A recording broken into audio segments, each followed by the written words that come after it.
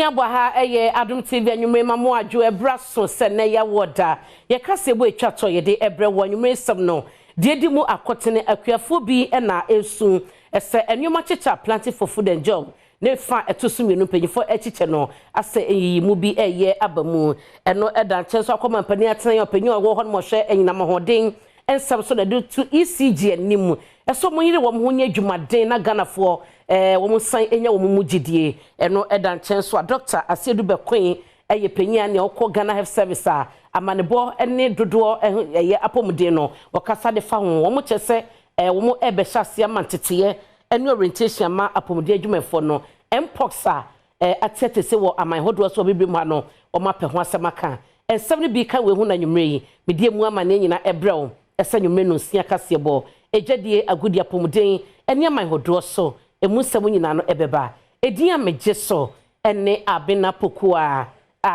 renie DSTV eye channel 280 ena Go TV eye channel 119 adomonline.com ensem no dia ka no ye dia gu honom na akọ Facebook a eye Adom TV extra follow yen ena YouTube eye Adom TV me ba sesia sensem na sema wa na mede o efiti ewo galamse ensensemu dia beto dwa ene se eneyi enipa bia etu galamse de dia free ewuramu no ene kwai mu ni ade se de kro yem pe ena wo mu etu galamse nkura hodomu ena atu atesa Adom kase e de echedi samanye we yebreo Sesei galamsey agensam ewo Ghana nkrotuo ahoro pii mu galamsey fo no pii enim se won dwumadie no etiamra nanso won fa ho kra baabi a galamsey amma ne homne so baako ene konongo aha de ye tu agudie no wo kro no mfimfi pe biaya eben kumasen kran kwantempon no ho galamsey fo a ye koto wo ho no bi e ka kire yen se oman no mo ayehye enti yenja won ma wonye won adwuma anko ba bia dia na anko ba bia interview police into machine aba ya adwani but still it's not which anywhere akofa this is aware don't say we ni pop up yan ya ya be na didi ama ya adwuma nim mo ta kwen no so ba hye adwuma kama mo kwa abochim mo bagu abochim tun abochi no o ma chi kwen ya say ho to ana am tam kwa mu hu ana.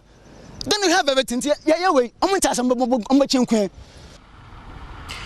Yet, why a pro bonus copy as a Maritime foi I walk Kumasen crying, Quantum Pono so.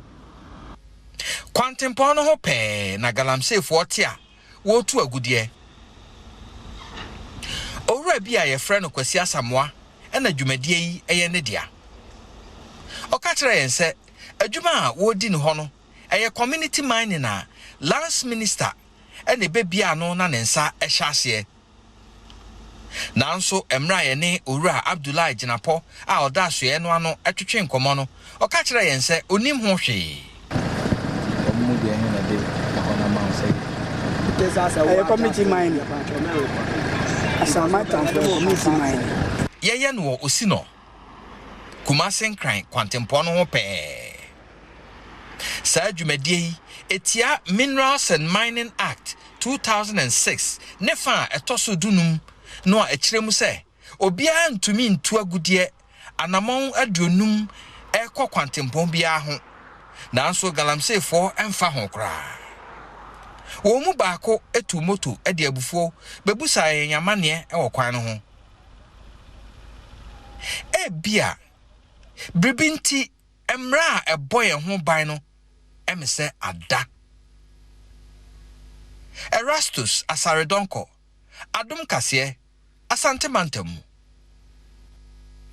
na yento aso amede o ekọ kpandai salaga kwantempo no so wo hya hɔ no ma ekwan no amenamena hodo ya edida ekwan ni mu no ama esofa edin yie enam so ama Daniel Ensala yo no ene mrase dwane wo kpandai abaton pesua no so afato ne ho so a akwan no chese dodo no a na ode gravels ni ade esiesese de be na menamena ni nyina no eso be kata Ghana mampanyin na nado danko akufo ado efiada osana abosome wa fimpenu ena donkro na emo no ede yaso epem form na wopene so se Pandai Salaga Quantimpon no, El Pandai Mens new Tifedo Mantam Nemono, one chassis no so, na Secroma for no edge the dear. If you bro my gun and yan fan who dear, Ebesibra Gana Mampenny, a share Mobono, and Yadi Hunsi Sibia on Quantimpon was so. Necessary found Sagana Mampenny, at the Quantimpon Hunsi Senior, a church may could be in Samono, may infamia Senny dear. Regina J. Mo went to 1 embassy subium. Abradon Cassin Rashibi Genio Genema Wana,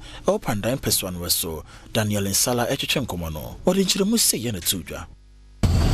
Second informant in here, or the Osebayo. Ombe started to abide with ya, for the side in the direction. Contract for a Humba Bio Mafa. Mamma Kaho. The valid question, Amma. Minister of Roads, Honorable Amakwata, Eba Parliament. Eba catch them say, Quanity Ombeye na Ska and New. I don't have this commercial contract on Amawasaba back to site. On number one, no, sorry, Madam Akoji, a common fund 2.7 billion. Common fund, and Kofonim say Emma, and say Parliament moon say MP for say Youngra. Chimba because of Omuntia, a common fund. As one more, or than a rich Adom Cassia say.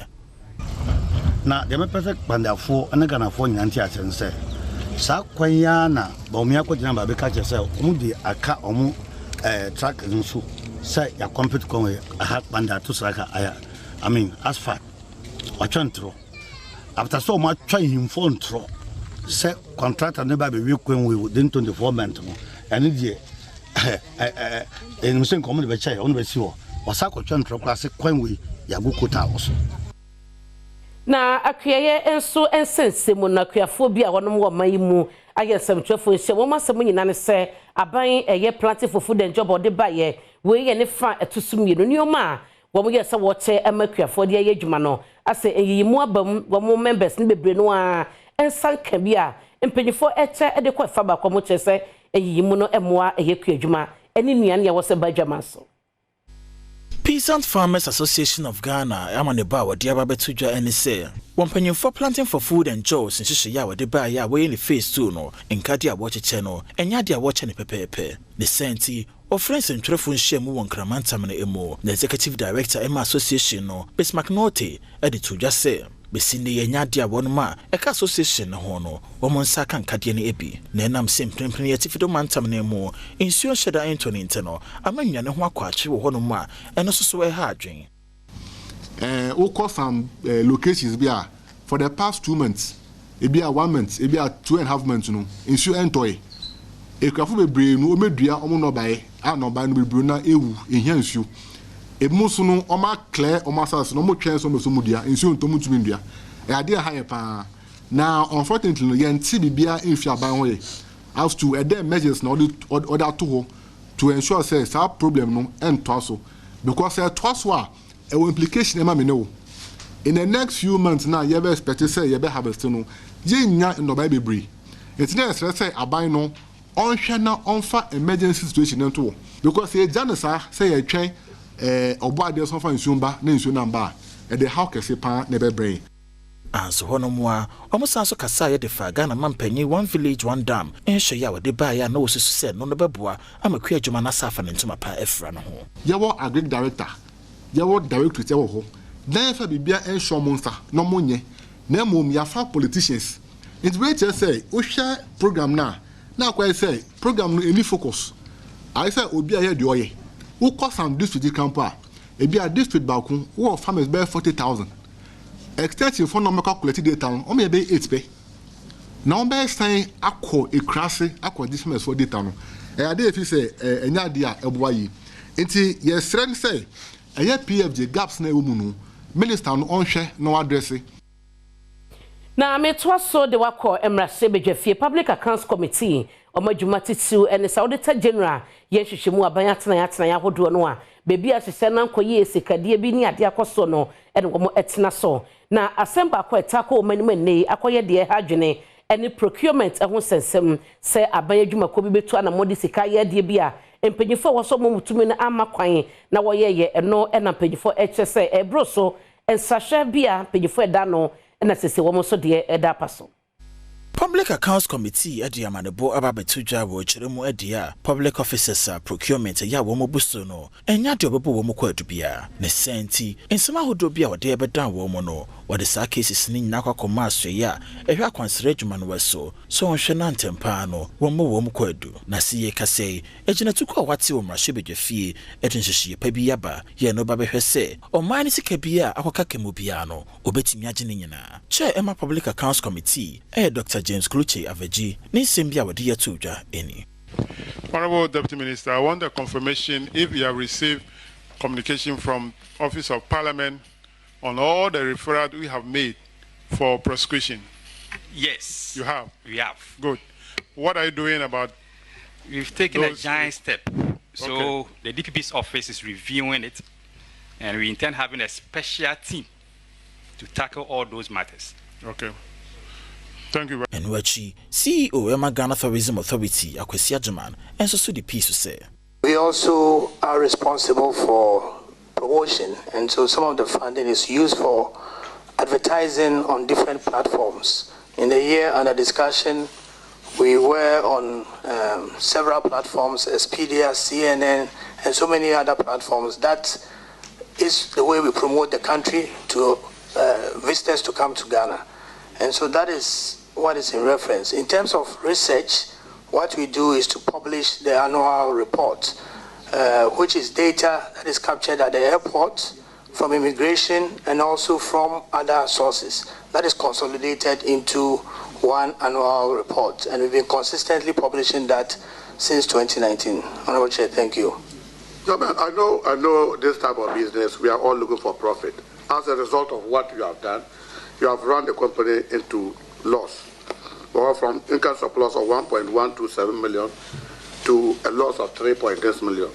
If you continue on that trajectory, then it simply means that all the money you mobilize is going to be used for that, because we can see that now you are running at a loss.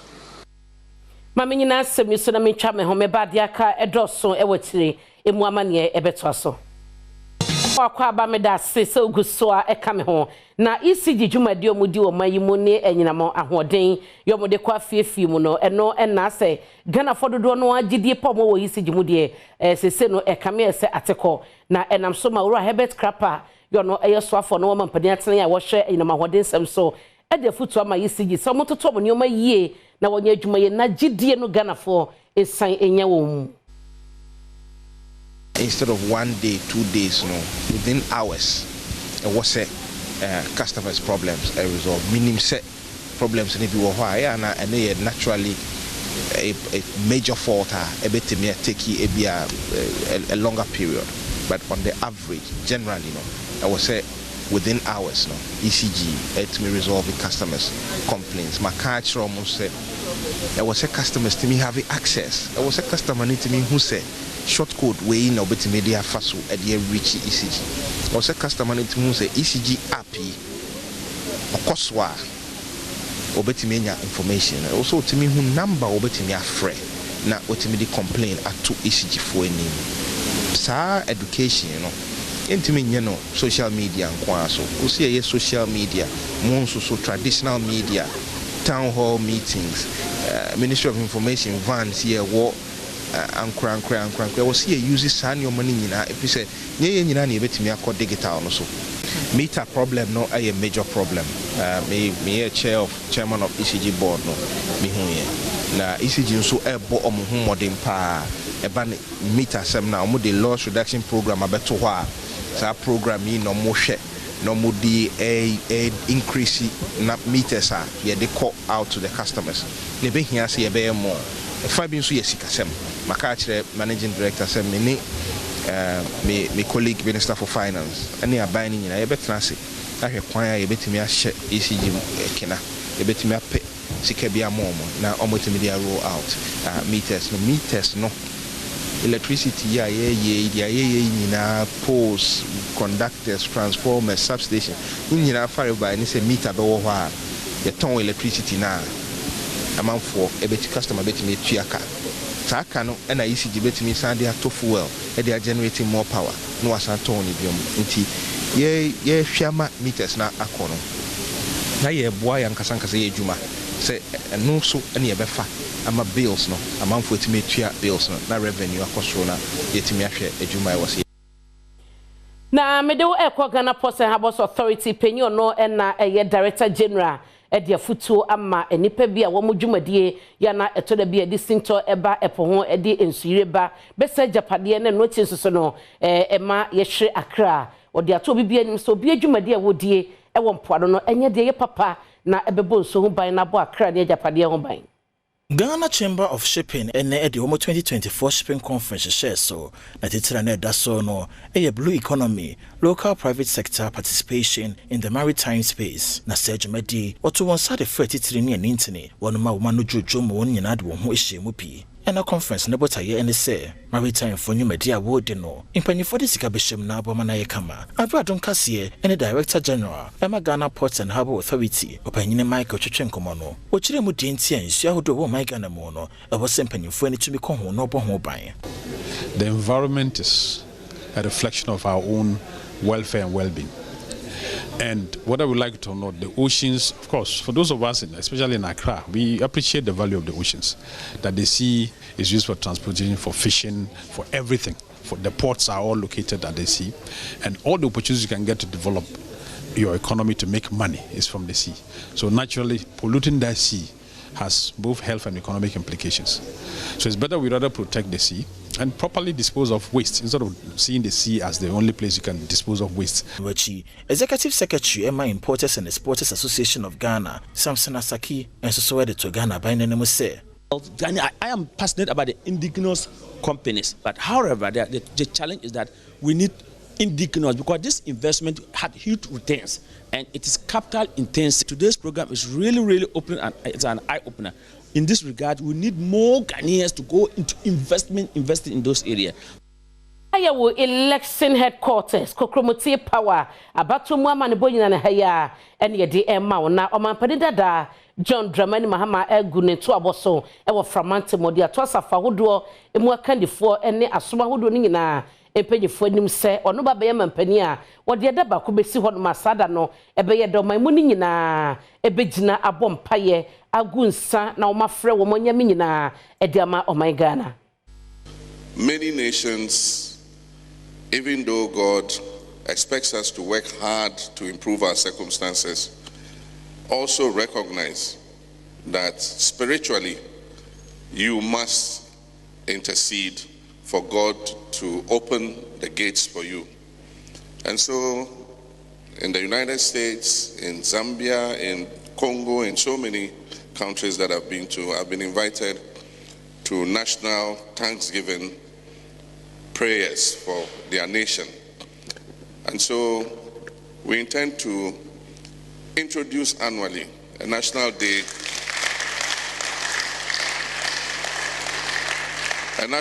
of prayer and thanksgiving, so that we will thank God for whatever he's done for us, so that he will do more for us. The position of president gives whoever occupies it a huge latitude of discretion to take decisions on behalf of 30 million people.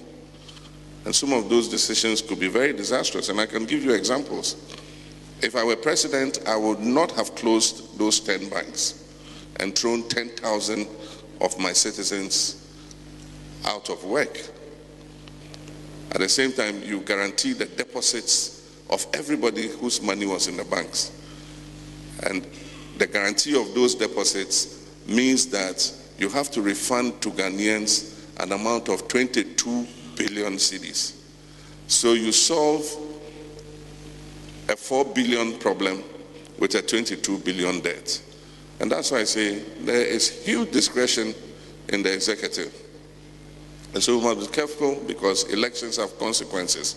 And that's why as men of God, you must pray that whoever is elected has the sense of discernment to make the right decisions so that our nation will prosper and progress. Na medewo ekọ NPP amanyoko ni mu frankatuni abedi etire eye Dr. Matthew Opoku Prempe napo na wode atoba mpani dada Mahama nim se bra no ye mampani wakate Ghana force no yo dwanfu enti oye chene ade Ghana fo be bia no onteye eno no so wonkoso no wontena ne dibia ese odwanfunu no nya fe ene obeka bibia che Ghana for no maginedie Opanyina NPP amanyoko no waye ne running mate Ediama Dr. Baumia wa fi abato emo Dr. Matthew Poku Prempe ya ne padodo na efe ne senapo ede nkra ema ne kane mampanyi John Jomani Mahama se na no ne nsembia wo kan ya abra no waban mu so yo dwan ya wawu no ebebo ne pa se wombati asifo mu isanse entro na no gusu edi no enya de asantro no wajai abro ne kromafo a wo modwa so wa santimantam ne mu etwetwe nkomo no wode to men mu se bo sha hodo bi ne nkomo bi a oni Ghana de hye mu diye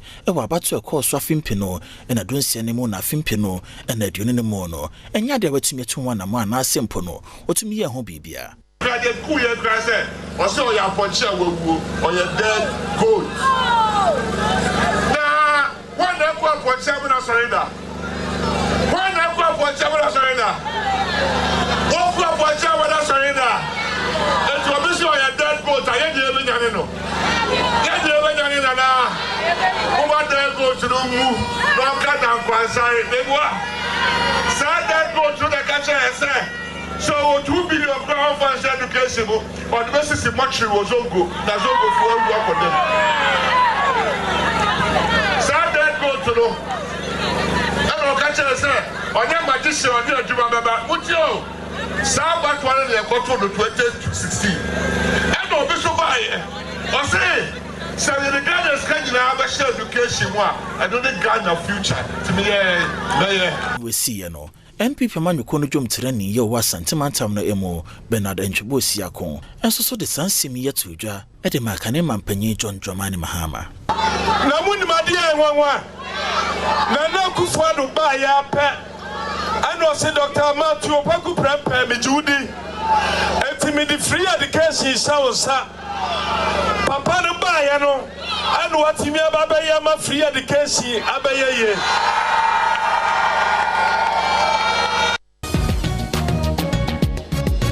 Mamu akwaba medase so gusua eka mewedi amejeso ene abena pokua renie na apomodi ensemi no eye president ene bochidom se eba no esen se wuchie na ye fita eye no munka na esiesi won mu etu kakase dia na eye president ayumre bia wajere de wie ya wokoda no e wo se ochiusi so no panso a na wachiusi empredo dakro eye president na apomodi ensem no DR Congo ya bo amane esa impulse ya bia ma ne homne so ya oba Africa ma man be dumiensa e na chese yade no adu ho no eno man mpegifo a e hwapomden sem so chese wo matoto enema e mapomden dwemfo no entity a wo mo no betumi e dia so anu amaye Dr. Sedu Bekwe, Director of Public Health, Emma Ghana Health Service, na Ninsembia wade ya tuja ni se, impanyefo gwa hoboa so hwe ne mo, sapomodi adwuma yefo wo man Ghana mo, obetumi ne wo masin konwa, no medi nkomo ade fa monkeypox no ho, entotoye bi obetumi aye wo man Ghana ahia hodo eso. Na saa ya die, ama hodo bia na nkenya nkomu,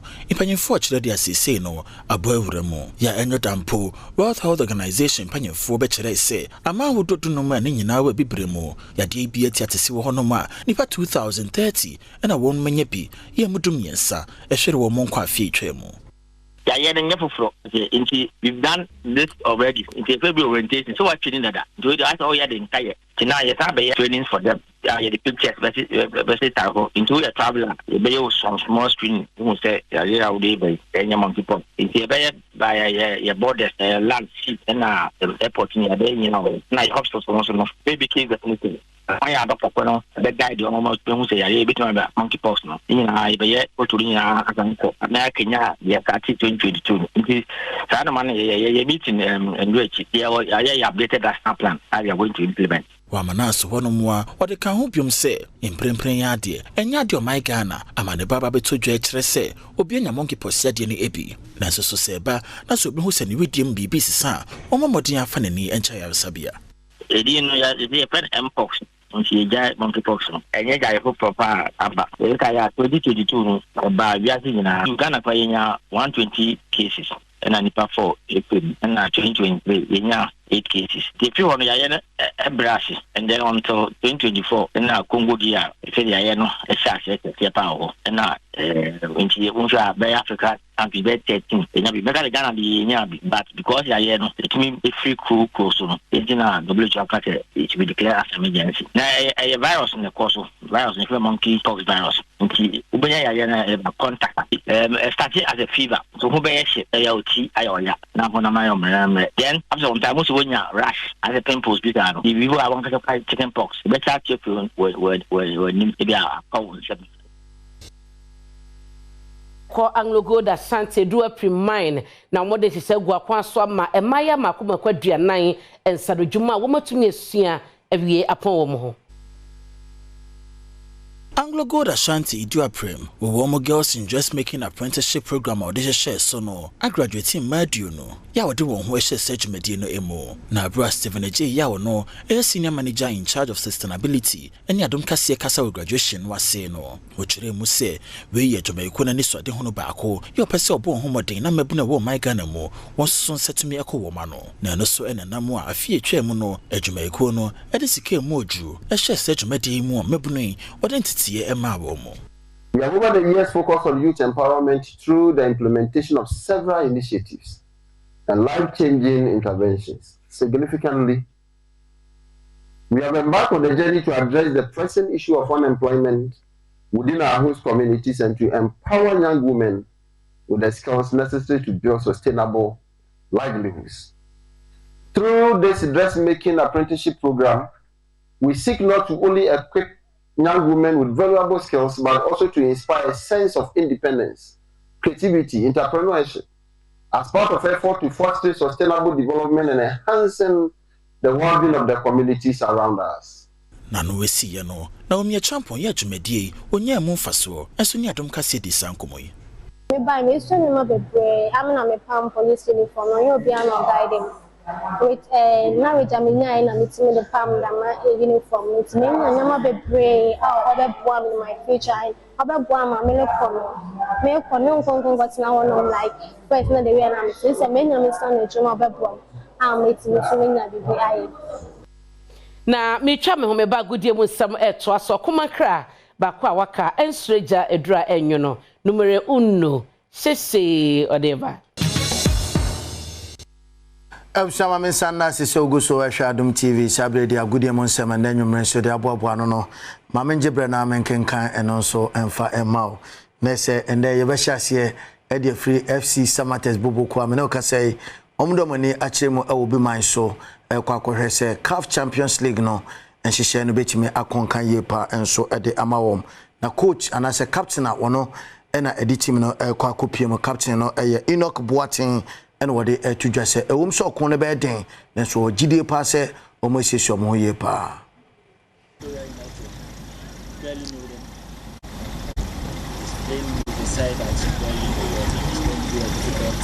But then our coaches are working so hard, and then I know our first leg we are going there for good results, which will help us go into the second leg.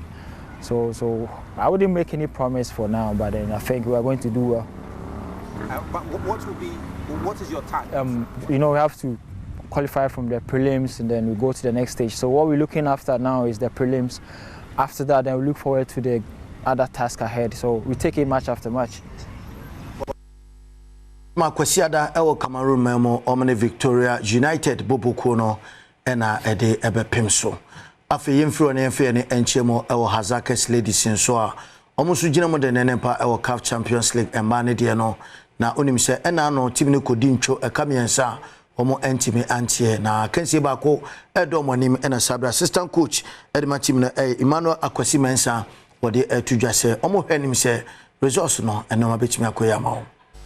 We should have still kept a good shape, but we didn't. We lost concentration and considered the second goal. Football is very chaotic. If you're conceding and you don't keep your head up, you keep on conceding. And I think the girls gave up too early. They should have still fight till the end, but they gave up too early. The other thing, yes, it's not the best. 2 games not being able to score shows that attacking-wise, we have not been that top notch. It's unfortunate because that is not Azaka standard. We need to work on that, and in our next game, try to score goals. And he said the assistant coach, what they to Joshua, so say head coach, our Kita team, Yusuf Bazige, Menoka say, one of the Bra Princesses of Ghana, Kupium, El France Memo, it's way and Wajinema, or her say, Memenda Ebe or Markensiano, Ebe Koye at the Amano. Mammy Sor Sonafe, Abena Pukia, when near on for their council and to us somehow. Within the Kobe Stone or Komankra, Bakua Maka, and Suroja, a Dura, and numero uno. Sheshe. So asoma wa medewo eko asotifi north man cinema ho na assembly mpanyefo eni ahemfo dia so abofom ya Kenya se eneduafie no wo mo esi biaya aye eneduafo no ebeda edi ama wo mo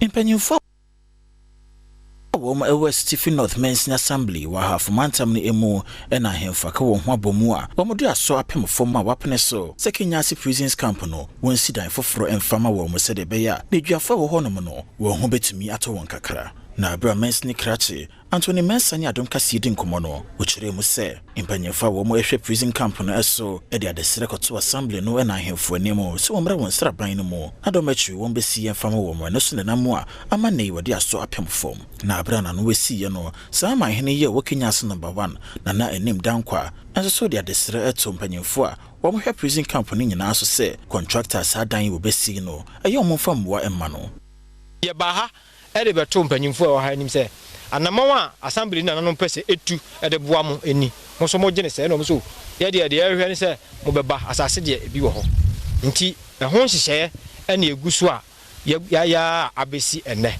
na the area esene se prison commander ehwe na emwa se so de boa contractor no se ye labor anase bibi na so de boa ema adwumadie no ekoso na assembly so hwe se contractor no ebre de amano no obetimi edi ne huni aye ne kama aso hono mo a ADP odai forcing ejina Kenyasi prisons camp no wanemo edi aseda ema assembly no na ahemfo awo mo ewo ho nyina ye de mu nyina ase se ye de yen ebisade beto manim na mampopo moti musomu na yehu ade fefe ye da mase enim se adwuma yi ebekoso na ebewie na asomdwe mu mi wi na asomdwe nso mu a ebebo ayen pa na so afa be de echo no ehwe ensahwe maya mamre ene amane eso eye makokrekumante wode atodwa esedodo no a ya wo mo ewo entertainment industry na creative mu no ewo sedodo na kwa ban mu no mo so eboa epija honom my sister Honorable Jifa Gomashi. Yeah, I went to Parliament. Let me share this with you to defend the ministry's budget. And when she entered, she said, I want to sit by Mark. She sat by me and said that I've been there before. This budget here is Mufa being count. And people were surprised that, is that an NDC person? So I said, no. It is the industry we are fighting for. Okay. So she is NDC. But because we understood something that maybe the rest of them wouldn't understand. Wow. NDC MPP matched on the day, and we got some good results. And so we need more people to come on board. This perception that, oh, when you go into politics, you are seen in a particular light and you lose revenues, and I never saw that. I became a politician through President Akufo-Addo as a candidate. Note, before A+ and I started this agenda for President Akufo-Addo, or candidate Akufo-Addo, creative people were scared to show their faces for politics.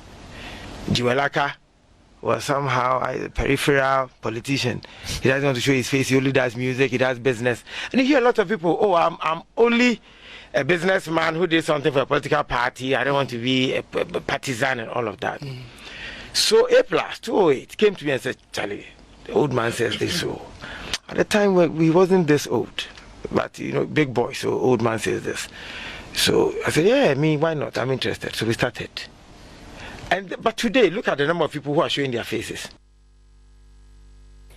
Yegina esemiso na nyume no sia ka sebe de ba ye ne de nyina si pepsodent wo ho ma so anyume bia wo koda wo betwi osin anopanso so ye no watwi osin nipa de empredo dakro e wose ochi sen obetwi nso afa presidents etwuma me ye wona hodo ennan ebia e wona dwuma eye emu bia so ebebo wa ye no munka na wokaka ne nyina no eto ase pebi ne fa chose woni abusua no edin amegye so ene abena pokoa wennie madawase ama umo ene hwe anwumre makra onyame emma yen ochina